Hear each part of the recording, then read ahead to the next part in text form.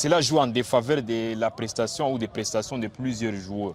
Donc ça veut dire des joueurs qui jouent régulièrement dans ce genre de conditions se distinguent facilement. J'ai parlé de Inonga Bakavarane. Ce qu'il a pu faire, moi je me dis, il a été largement au-dessus des attentes. Il a quand même su tenir la dragée très haute dans des matchs, notamment contre l'Égypte ou contre d'autres grandes nations, contre le Maroc.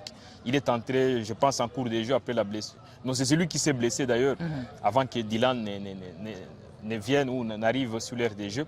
Donc je dois me dire, les joueurs évoluant sur le continent ont leur mot à dire.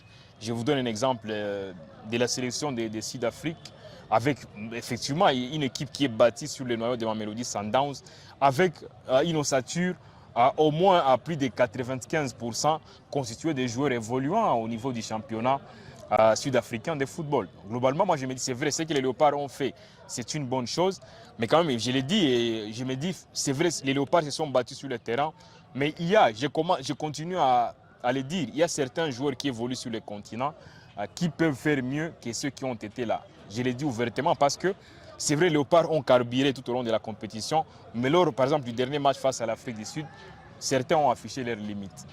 Alors, Richard, on va parler certainement du public.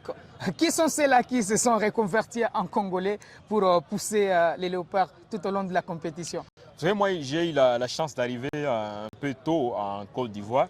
Ça veut dire que j'ai eu à échanger avec certains Ivoiriens, certaines personnes de plusieurs nationalités, bien sûr. Donc, j'ai eu un moment d'échange avec eux. J'ai aussi échangé avec certains journalistes. Ce qui est sûr qu'au départ, personne n'attendait la RDC